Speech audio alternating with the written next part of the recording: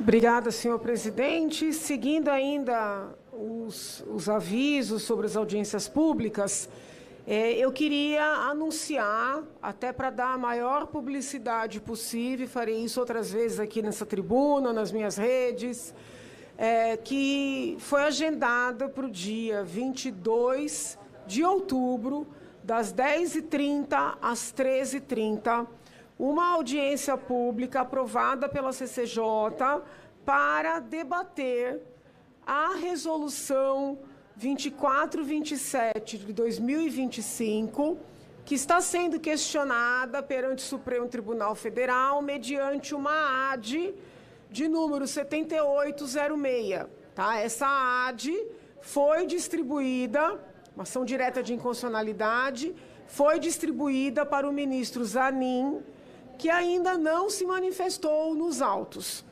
Esta AD foi proposta por uma entidade chamada ANTRA e houve uma outra ação no mesmo sentido, proposta pelo PSOL, que está tramitando de forma conexa. Então, nós temos duas ações no Supremo, contestando a resolução 2427 de 2025, e houve uma outra ação na Justiça Federal do Acre, questionando esta mesma resolução. Ministro Zanin, que foi sorteado relator, ainda não se manifestou, mas a Justiça do Acre suspendeu os efeitos dessa resolução. E eu quero justamente debater esta questão aqui na casa, tá? Do que trata esta resolução? Esta resolução proíbe as terapias hormonais em crianças apontadas, diagnosticadas, consideradas transexuais. Os formadores de opinião em geral, aqueles que falam publicamente, eles costumam defender essas terapias hormonais. O CFM corajosamente vedou essas terapias em proteção às crianças. Poucos são os formadores de opinião que têm coragem de falar a favor da resolução do CFM. Mesmo profissionais de saúde, quando consultados de forma apartada, de forma reservada, concordam com a resolução, mas em público têm medo de falar, né, a favor da resolução. Então, para esta audiência pública, eu estou convidando a princípio, e quero deixar isso aqui muito claro, para que não haja nenhuma acusação de direcionamento, tá?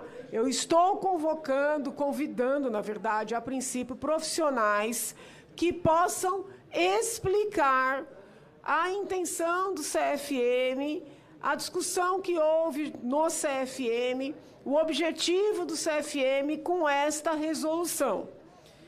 Normalmente, quando eu faço uma audiência pública, eu convido pessoas para falarem nas mais diversas vertentes. Nunca organizei uma audiência pública em que eu não convidasse pessoas que pensam de maneira diametralmente oposta à maneira que eu avalio a questão central. Mas nesta oportunidade, como são muito poucos os profissionais que vêm falando abertamente a favor dessa resolução, eu estou, a princípio, procurando médicos, psiquiatras, médicos endocrinologistas, médicos pediatras principalmente, sem prejuízo de outros especialistas da área da medicina, que possam vir demonstrar o efeito dos hormônios nos corpos dessas crianças. Obviamente, me interessam também os médicos ginecologistas, psiquiatras, os psicólogos, outros profissionais de saúde que possam dar o seu testemunho.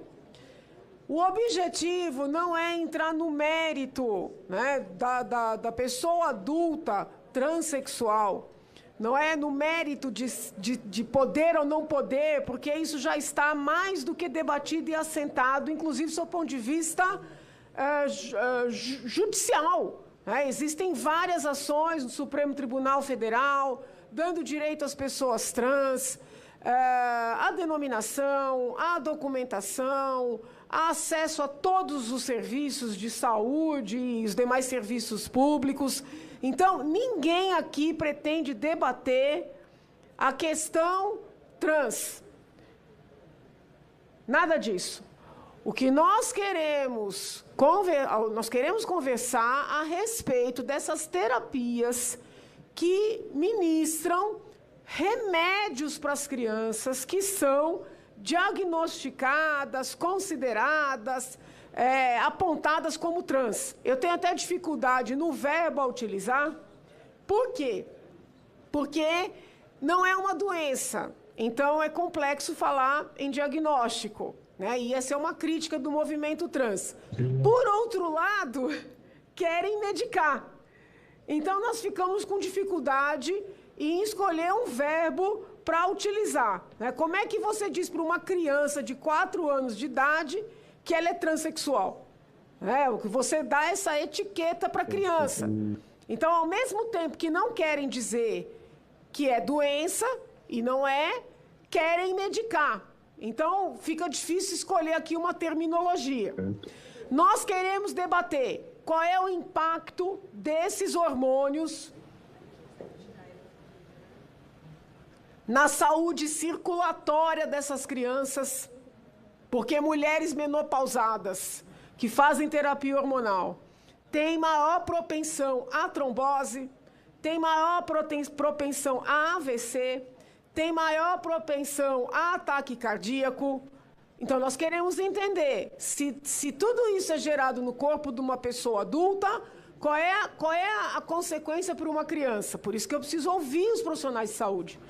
Não é uma audiência pública moralista, religiosa, de achismo. Eu quero ouvir os profissionais de saúde. Qual é o impacto, por exemplo, em termos cancerígenos? Um oncologista seria interessante também, não pensei nisso agora. Por que queremos ouvir também um oncologista? Porque quando uma mulher menopausada vai começar a terapia hormonal, sempre passa por uma anamnese. O que é essa anamnese? São uma série de perguntas que os médicos fazem para essa potencial, né? Essa iniciante na terapia hormonal. Primeira pergunta: tem histórico de câncer de mama na sua família? Tem histórico de câncer de útero na sua família? Por quê? Porque o estradiol é cancerígeno. Então, nós colocamos ali nas balanças, né, se vale a pena correr risco ou não. A progesterona também é cancerígena. Nós colocamos ali nas balanças. Por que causa para pessoas adultas e para criança não? Para criança não causa. No que concerne aos bloqueadores de puberdade, porque muita gente não sabe, mas os bloqueadores dos hormônios, do efeito dos hormônios, que esses começam muito cedo, eles também são hormônios.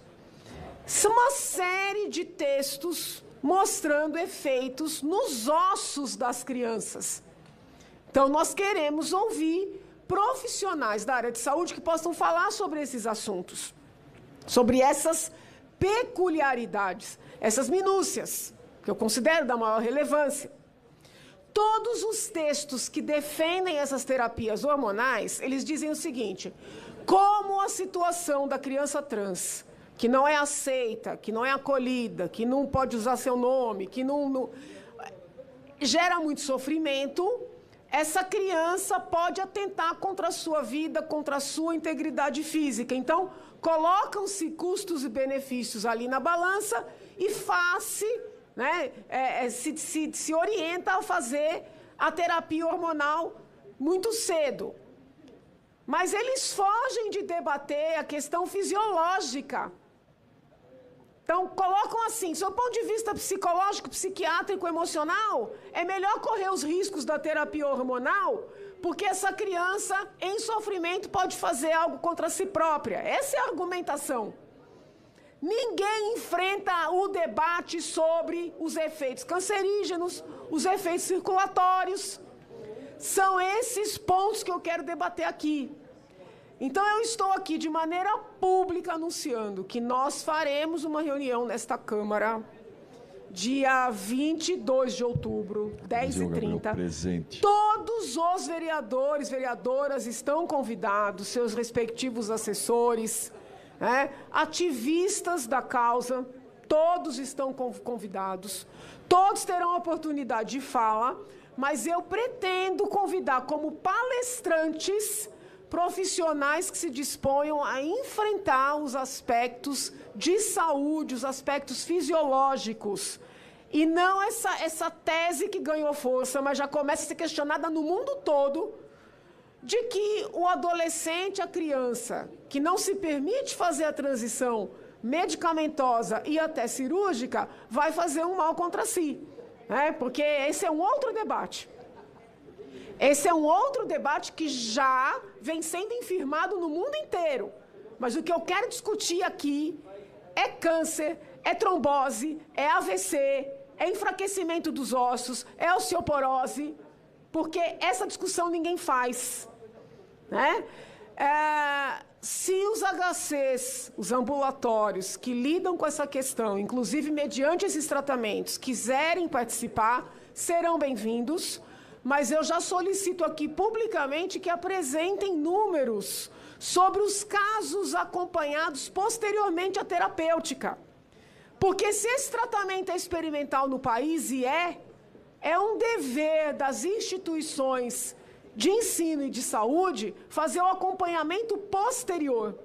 Porque eu quero saber o seguinte, as crianças que receberam esses hormônios 10, 20 anos atrás, porque isso vem de longa data, como é que elas estão hoje? Que adultos são esses? Que malefícios desenvolveram, clinicamente falando? Não estou falando aqui de arrependimento, de destransição, não é essa a minha discussão. É na saúde física. Todos são bem-vindos, mas eu quero que tragam esses dados. Não adianta dizer, não, a gente cuida no momento e depois não acompanha. Se é experimental, se é ciência, tem que acompanhar e tem que trazer os dados.